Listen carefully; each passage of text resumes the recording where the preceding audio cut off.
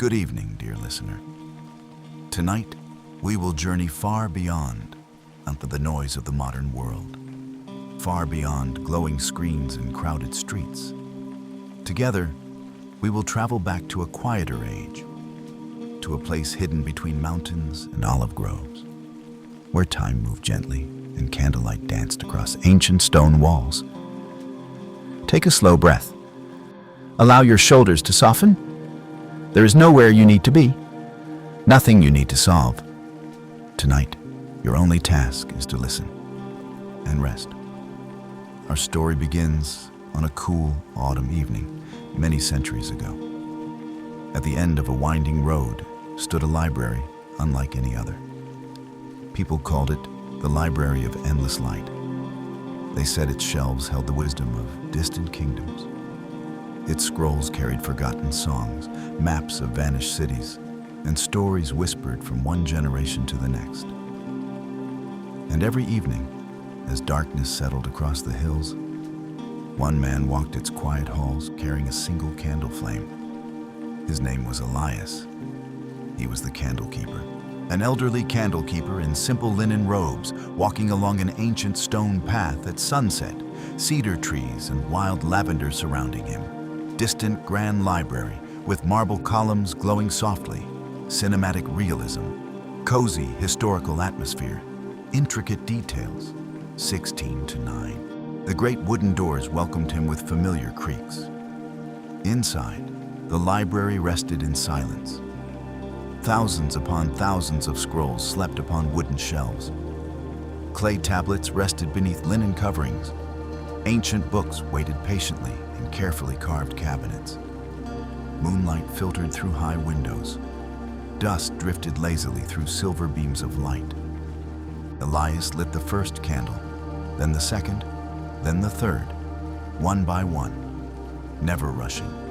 Each small flame brought warmth to the vast halls, as though awakening gentle stars. He believed every candle deserved care, every flame deserved gratitude. For light, however small. As the evening deepened, Elias wandered slowly between the shelves. He often imagined the books whispering to one another, not loudly, not urgently, but softly, as old friends sharing memories. Perhaps a philosopher discussing the stars, perhaps a traveler describing distant seas, perhaps a poet remembering lost love beneath spring blossoms. Elias smiled at the thought. Though he had never journeyed across oceans, these stories had carried him farther than any ship.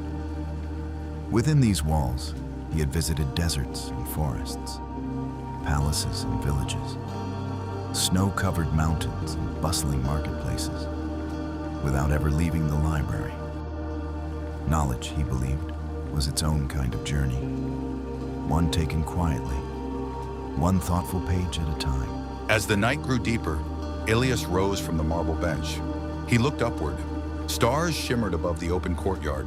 The same stars watched over kings and farmers, travelers and dreamers, children and elders, generation after generation. And yet, tonight they also watched over one quiet candle keeper, a man whose task was simple: to protect light, to care for stories, to move gently through the world. Elias returned to the library halls carrying his lantern. Its golden glow stretched softly across the stone floor. Tomorrow, new visitors might arrive. New questions might be asked. New stories might unfold. But tonight, everything was calm. Everything was safe. And somewhere among endless shelves of ancient wisdom, the Library of Endless Light settled peacefully into sleep.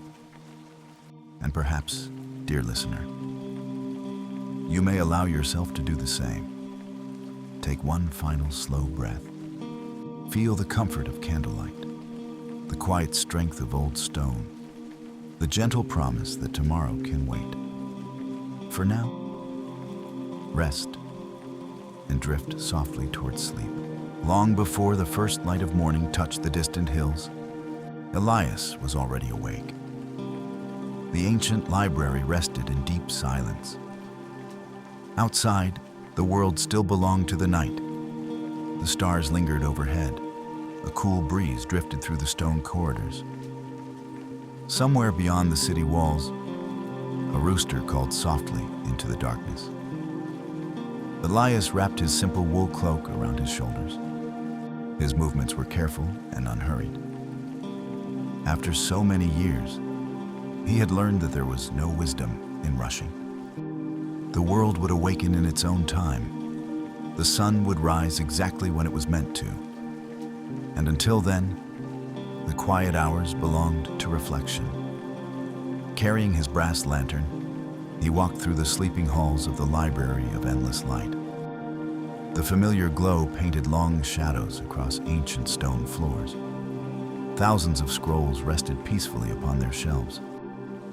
Tonight, however, he had the feeling that the library was waiting for someone. Elias paused beside the eastern windows. Beyond the glassless arches, the sky slowly softened. Dark blue faded into silver. Silver melted into pale shades of lavender. He placed fresh candles into their holders, one by one. Each small flame awakened another quiet corner of the library. There was comfort in routine, comfort in repetition. He polished the reading tables with linen cloth, straightened scattered scrolls left behind by yesterday's scholars, adjusted cushions upon wooden chairs, tiny acts of care, simple gestures unnoticed by most visitors. Yet Elias believed these small kindnesses mattered, because every person who entered the library carried unseen burdens, questions about life, questions about loss, questions about hope. Perhaps a peaceful room and gentle light could ease their hearts, if only for a little while. Just as Elias finished preparing the final reading desk, he heard a gentle knock, 3 quiet taps against the great wooden door. He paused. Visitors rarely arrived before sunrise. Setting down his lantern, he crossed the hall. The doors opened with their familiar creak. Standing outside was a young woman wrapped in a travel-worn cloak. Tiny drops of morning mist clung to her sleeves. She held a leather satchel close to her chest. Her expression was calm. Yet behind her tired eyes lived determination. "I apologize for arriving so early," she said softly. "I have traveled for many days." Elias offered a gentle smile. "The library welcomes all who seek knowledge," he replied. "Please come inside." Without another word, she stepped into the warmth of candlelight. The young traveler introduced herself as Mira. She had journeyed from a distant coastal village. Her grandfather had once spoken of this library, of its endless shelves, its patient keepers, its stories gathered from every corner of the known world. He believed answers could be found here, Mira said quietly. Elias nodded. "Sometimes," he answered. "And sometimes the questions themselves change us." Mira smiled thoughtfully.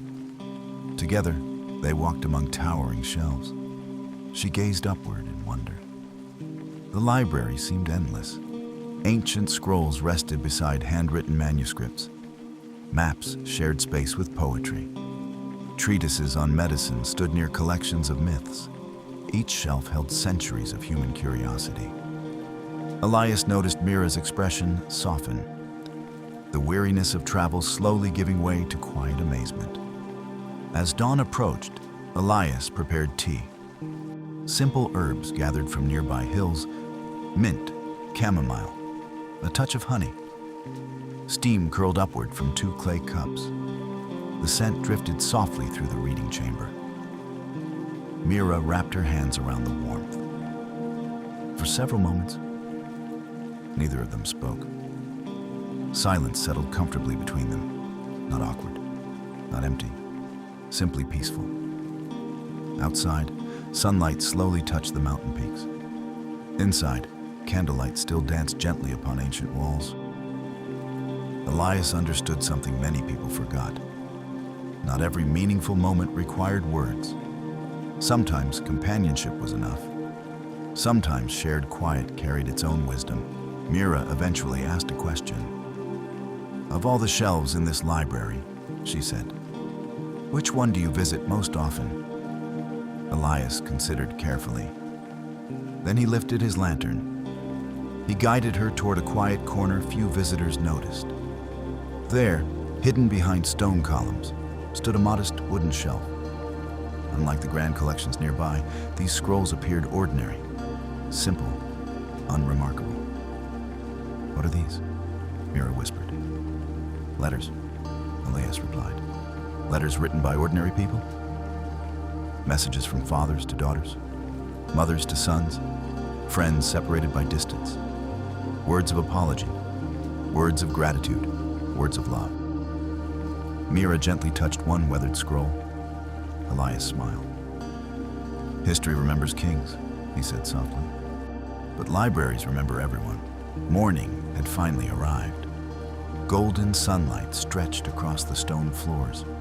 The library no longer belonged solely to silence. Soon, scholars would arrive. Writers, travelers, dreamers, each seeking something different. Before the day truly began, Elias paused beside the eastern window. Beside him stood Mira, the first reader before dawn. Two strangers connected only by stories and gentle conversation. Beyond the mountains, the world hurried onward. But within these ancient walls, there remained a different rhythm, one of patience, one of listening, one of quiet understanding. And perhaps, dear listener, as sleep draws nearer, you too can carry that rhythm into your dreams. Allow your thoughts to slow. Allow the day to soften around its edges, like sunlight upon old stone, like candlelight upon parchment. Rest now. The library of endless light will be waiting when you return. The morning passed gently through the halls of the library of endless light. Sunlight drifted across stone floors. Visitors arrived quietly. A scholar from the northern valleys, a merchant seeking maps, a teacher searching for old poems, and among them all, Mira remained. She spent hours wandering through the shelves, not searching for anything specific, simply exploring, simply listening. The library seemed to have a voice of its own, not a voice made of words, but one made of atmosphere, of turning pages, soft footsteps, the distant scratching of quills upon parchment. As afternoon slowly approached, Mira found herself standing before a narrow staircase she had not noticed before. The stone steps curved downward, far below the main reading halls, toward a quieter place, a place where very few visitors ever went. Curious, Mira followed the staircase. The air grew cooler. The sounds of the library faded behind her. Soon she reached a circular chamber. Small candles illuminated the room. Thousands of scrolls rested inside wooden compartments carved into the walls. The chamber felt ancient, older than the library above, older perhaps than anyone could remember. And there, standing beside a reading table, was Elias. The candlekeeper smiled as though he had expected her arrival.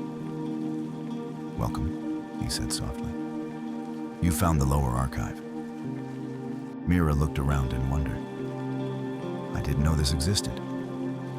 "Most visitors don't," Elias replied. "They search for answers in the larger halls." He gently touched one of the shelves. "But some of the quietest stories live here." Elias guided Mira toward a dusty shelf. Upon it rested dozens of scrolls untouched for many years. Some had not been opened in decades, others perhaps even longer. Finally, he selected one. Its parchment was faded, its wooden handles worn smooth by age. Mira expected a famous story, a forgotten king, a legendary battle. Instead, the title simply read, "The Journal of a Baker." She blinked in surprise. "A baker?" Elias chuckled softly. "Yes." He carefully unrolled the scroll. Inside were simple notes, descriptions of early mornings, fresh bread, family dinners, neighbors helping one another during difficult winters. Nothing grand, nothing dramatic. And yet, Mira found herself smiling, because within those ordinary moments lived an entire life, a life otherwise forgotten by history. For the next hour, Elias showed Mira many scrolls, a shepherd's journal, a sailor's letters, a gardener's observations, the diary of a young teacher, the memories of an old fisherman. None of them had ruled kingdoms, none had commanded armies, yet their stories felt important, perhaps because they were familiar. The fisherman worried about storms, the gardener celebrated spring flowers, the teacher hoped her students would grow kind and wise. Across centuries, their hopes remained recognizable. Human hearts changed less than people imagined. The world transformed. Empires rose and fell, but simple joys remained. Friendship, family, kindness, a warm meal at the end of a long day. Mira found comfort in that thought. As evening slowly approached, Mira noticed something unusual. Whenever she opened a scroll, a memory seemed to awaken. Not literally. The scrolls did not speak, yet each one carried traces of a life once lived. A baker rising before dawn, a sailor watching moonlight dance upon the sea, a shepherd listening to bells across distant hills. Their experiences lingered within the words, almost like whispers traveling across time. Perhaps that was why Elias loved this room so much. The lower archive reminded him that history was not only built by rulers and warriors, it was built by countless ordinary people, people whose names might be forgotten, but whose lives still mattered, whose stories still deserved light. Before they left the archive, Mira asked a question. Why do you spend so much time preserving these scrolls? Elias considered carefully. Then he smiled, because every life leaves a light behind. He lifted his lantern slightly. The flame flickered, small, gentle, steady. Most people believe only great deeds are remembered. He looked toward the shelves. I don't think that's true. He pointed toward the baker's journal. The kindness he showed his neighbors still exists within these pages. He pointed toward the teacher's diary. The lessons she shared continue through her words. Then he looked at Mira. And one day, someone may remember us in the same way. The chamber fell silent, comfortably silent, like a thought settling gently into place. Together, they climbed the staircase back toward the main library. Above them, evening had returned. Golden sunlight faded from the windows. Long shadows stretched across the reading halls. Soon, Elias would begin lighting the evening candles once more.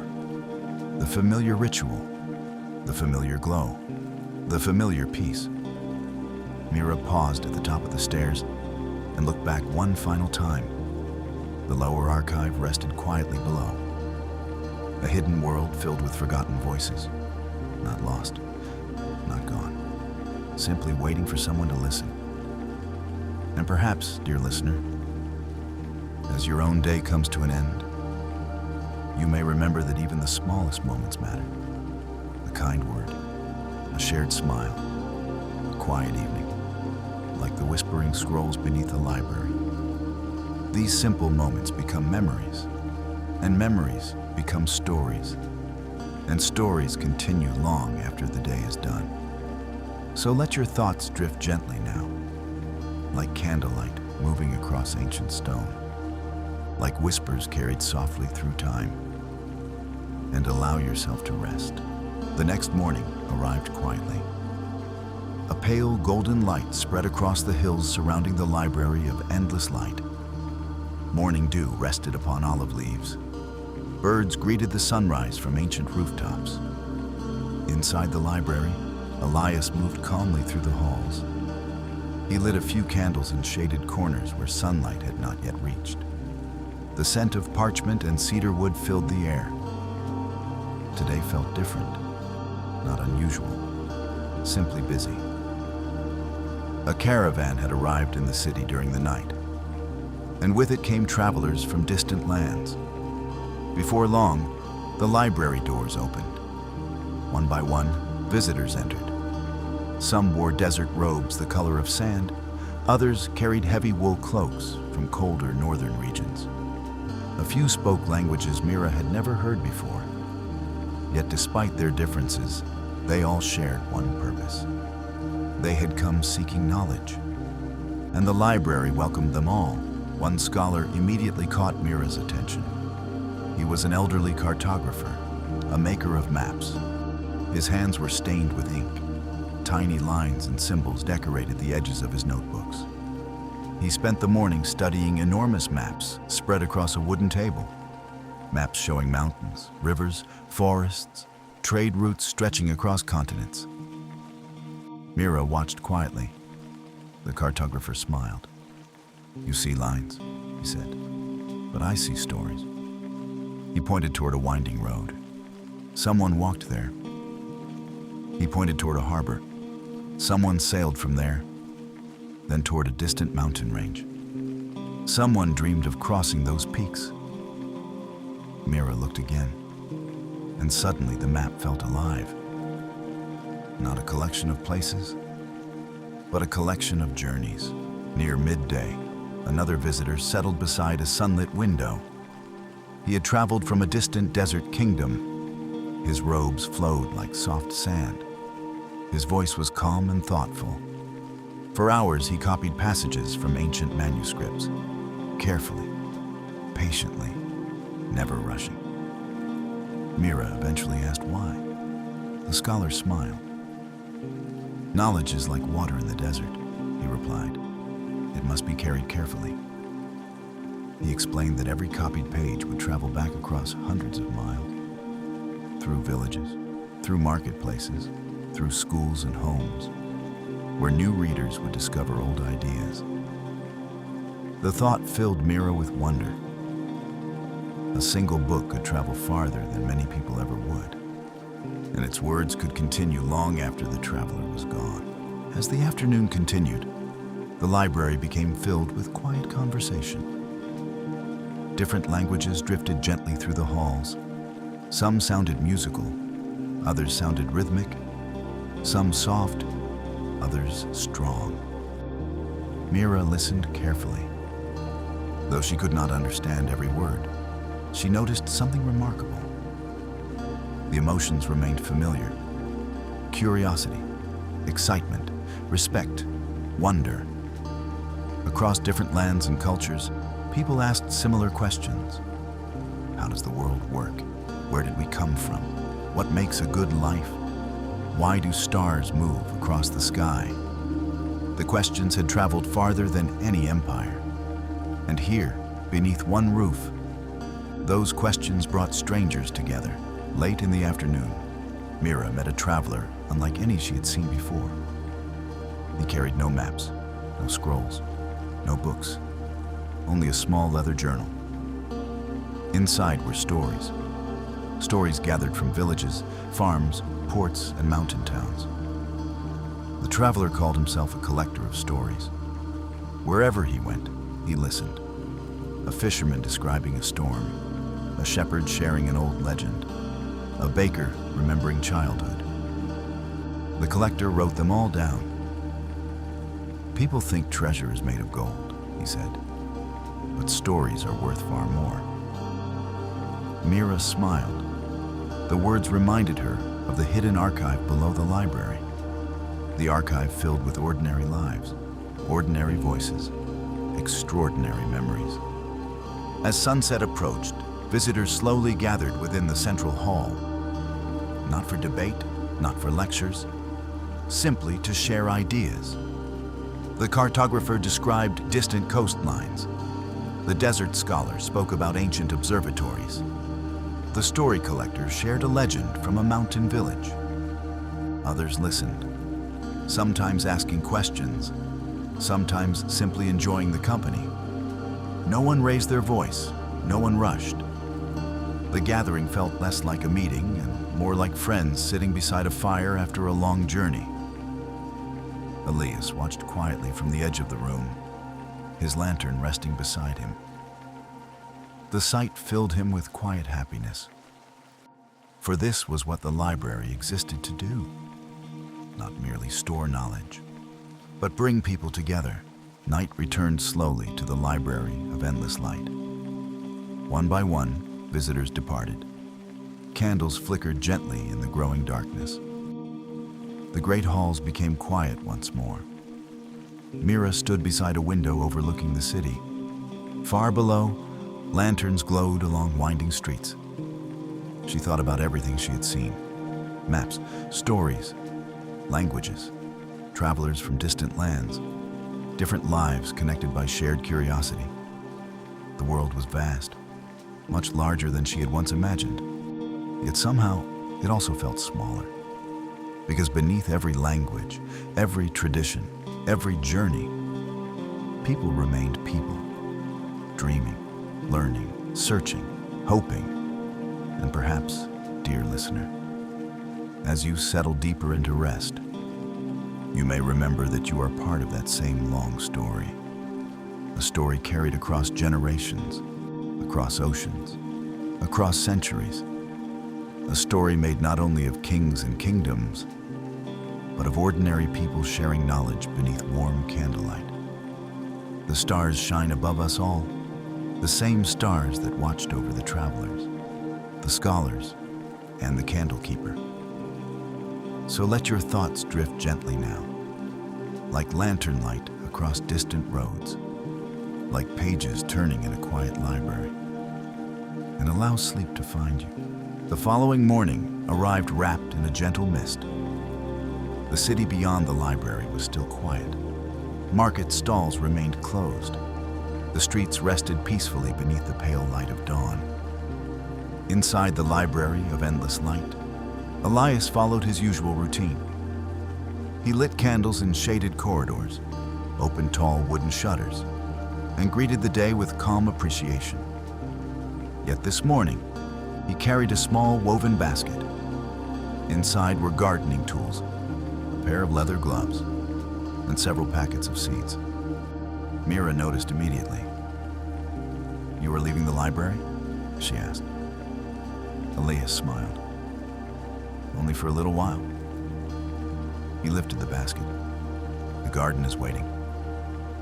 Mira followed him through a narrow corridor she had never seen before. The hallway curved gently behind rows of shelves, past old stone arches, past forgotten reading rooms, until finally, a wooden gate appeared. Simple, unremarkable, easy to overlook. Behind it lay one of the library's best-kept secrets, the hidden courtyard garden. The garden was larger than Mira expected. Stone pathways curved between flowering plants. Jasmine climbed ancient walls. Lavender swayed gently in the morning breeze. A small fountain rested at the center. Its water flowed endlessly, softly, patiently. An olive tree stretched its branches across one corner of the courtyard. Its trunk twisted with age, perhaps older than the library itself. Sunlight filtered through the leaves, creating dancing patterns upon the ground. For a moment, neither Elias nor Mira spoke. The garden seemed to encourage silence. Not an empty silence. A comfortable silence. The kind that allows thoughts to settle. The kind that reminds people to slow down. Elias finally smiled. Many visitors spend years studying inside the library. He looked around the courtyard. But some lessons grow outdoors. Elias knelt beside a patch of soil. From his basket, he removed several small seeds. Mira sat nearby, watching. "Will these bloom soon?" she asked. Elias chuckled gently. "No." He carefully pressed a seed into the earth. "Perhaps weeks from now. Then another. Perhaps months." Mira frowned slightly. "That requires patience." "Exactly. The candle keeper covered the seeds with soil, then watered them slowly. Many people want immediate answers. He smiled. But gardens teach us something different. The fountain continued its quiet song nearby. You cannot rush growth. The leaves overhead stirred softly. You cannot command a flower to bloom. Another seed disappeared beneath the earth. You simply care for it. And then you wait. After tending the flowers, Elias opened a small notebook. Its leather cover was worn from years of use. Inside were handwritten notes, dates, weather observations, sketches of plants, records of blooming seasons. Mira flipped through several pages. The earliest entries were decades old. "You've kept this for all these years?" she asked. Elias nodded. "The garden changes slowly." He smiled. "So I learned to pay attention." Each page told a quiet story. A rose blooming earlier than expected. A difficult winter survived. A tree recovering after a storm. Tiny moments. Easy to forget. Yet preserved carefully. Mira realized that the journal resembled many of the scrolls in the lower archive. Ordinary observations. Ordinary days. Yet somehow deeply meaningful. As the morning continued, small visitors appeared. A butterfly drifted between lavender blossoms. A robin landed near the fountain. Several bees moved from flower to flower. Busy. Focused. Peaceful. Elias watched them with quiet appreciation. "They are regular guests," he said. Mira smiled. "Do they pay for admission?" The old candle keeper laughed softly. "Not yet." For several minutes, they simply observed. The butterfly exploring new flowers. The robin bathing in the fountain. The bees gathering pollen. Life moving at its own pace. Unconcerned with schedules. Unconcerned with worries. Simply existing. Simply being. The garden reminded them that not every moment needed purpose. Sometimes it was enough to notice. Enough to appreciate. Enough to be present. Later they rested beneath the olive tree. The shade was cool. The air smelled faintly of jasmine. Mira leaned back against the ancient trunk. "How old is this tree?" she asked. Elias looked upward. The branches stretched gracefully across the courtyard. "No one knows." He placed a hand upon the bark. "It was already here when I arrived." The answer somehow felt appropriate. Not everything required an exact date. Not everything needed certainty.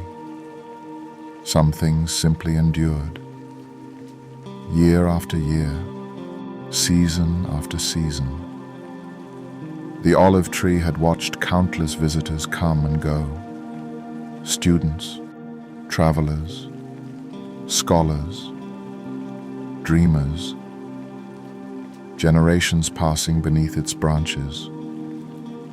And still it stood, steady, patient, quiet, like the library itself. As afternoon approached, Elias gathered his tools. The seeds were planted, the flowers watered, the garden cared for once more. Together, he and Myra walked back toward the library. The wooden gate closed quietly behind them. The hidden courtyard disappeared from view, yet its calm remained, like sunlight lingering after sunset, like the memory of a beautiful dream. Perhaps that was the garden's greatest lesson. Not every valuable thing demands attention. Some treasures remain hidden, waiting patiently, offering peace to those who discover them. And perhaps, dear listener, you have such places in your own life: a quiet room, a favorite chair, a familiar walk, a peaceful memory. Small gardens of the mind, places where worries grow lighter, where thoughts move more slowly, where rest becomes easier. As the library welcomes another afternoon, and the olive tree continues its patient watch, you may allow yourself to do the same. Slow down, settle comfortably, and drift gently towards sleep.